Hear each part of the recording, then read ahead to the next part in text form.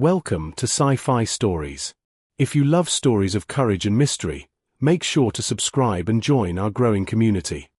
The Morvath Dominion did not announce their arrival. They eclipsed suns. Captain Aria Kael watched from the bridge of the human flagship Vanguard Dawn as the sky above Colony Urandor turned black with incoming warships. "They're not forming attack lines," her tactical officer whispered. "They don't need to," Aria replied. At the center of the formation drifted a vessel twice the size of any dreadnought humanity had ever built, the personal flagship of War Queen Vyerxa. Across the galaxy, her name was spoken the way ancient sailors once spoke of storms, unavoidable, unforgiving, and now she was here. The first clash Morvath ships opened fire without warning. Scarlet lances of energy tore through orbital defenses. Human cruisers returned fire, blue-white rail burst stitching across vacuum. Explosions bloomed like violent flowers. Aria gripped her command rail. "Hold formation, protect civilian lanes." The Morvath moved with terrifying unity. No hesitation, no wasted motion. Within minutes, human losses mounted. Then a channel opened. A deep, resonant voice rolled across every frequency. "Humans, surrender this colony, you are outmatched." Aria stepped forward. "This colony is under human protection." "You want it?" She let the silence stretch. "Come and take it." The Queen arrives hours later, battered and burning. The Vanguard Dawn limped behind the debris field of a shattered moon.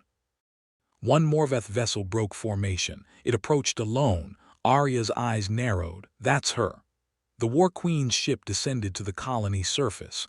No escort, no visible weapons charging. A challenge. Aria assembled her best soldiers. "If this is a trap," one Marine muttered. "It is," Aria replied calmly. "We're going anyway." Humans were strange like that. Inside the beast, the Morvath ship was not built. It felt grown. Black metallic corridors pulsed faintly with crimson veins of energy.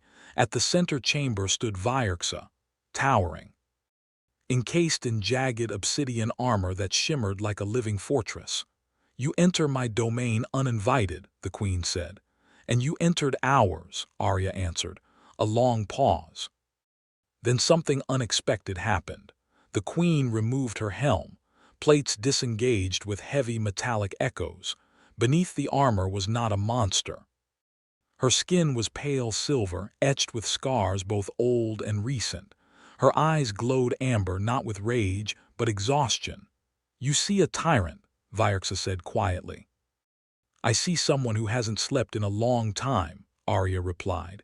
That made the Morvath soldiers tense, but the Queen laughed softly. "The truth, my people have fought a war for 9 centuries, Vyerxa said. "An enemy that does not negotiate, does not retreat, only consumes." She paced slowly.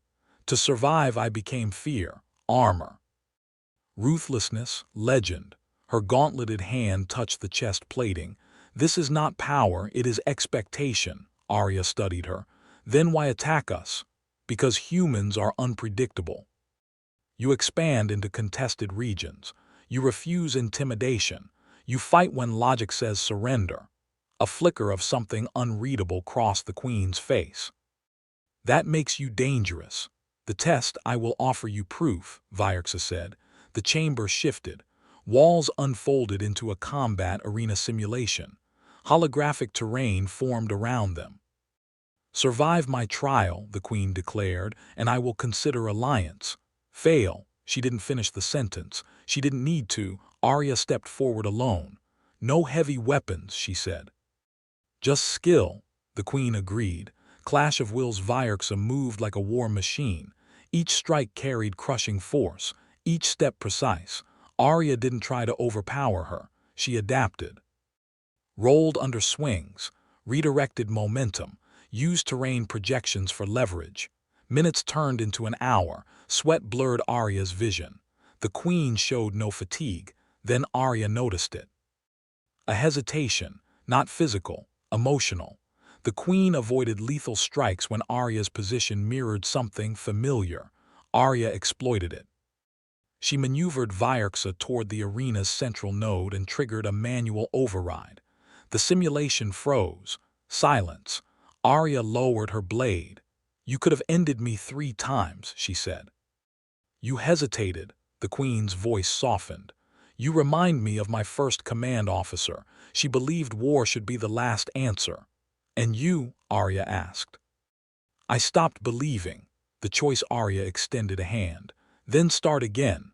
The Morvath soldiers stirred uneasily. Alliance was not in their doctrine, but Vyerxa removed her gauntlet. Clawed fingers clasped Aria's forearm, a warrior's grip. "My fleets are starving," the Queen admitted. "Our supply chains collapsed. This colony was strategic." "Take supplies," Aria said. "Not lives." The turning point weeks followed. Human engineers integrated energy grid stabilizers into Morvath systems. Morvath bioarchitects reinforced colony defenses with living alloy structures. Food convoys arrived under joint escort.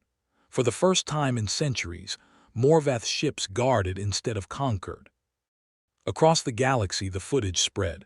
A human captain standing unarmed before the War Queen. A queen without armor. Trust. It unsettled empires, because it proved something terrifying. Humans could win without annihilation.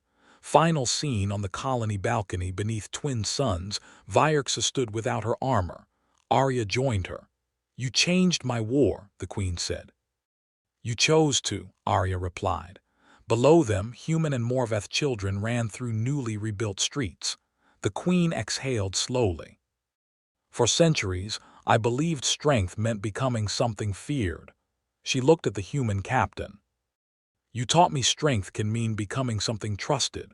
Far above, Morvath and human fleets drifted side by side, not as enemies, but as a warning to any force that mistook compassion for weakness, because the galaxy was learning something new.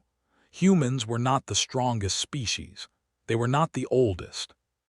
They were not the most advanced.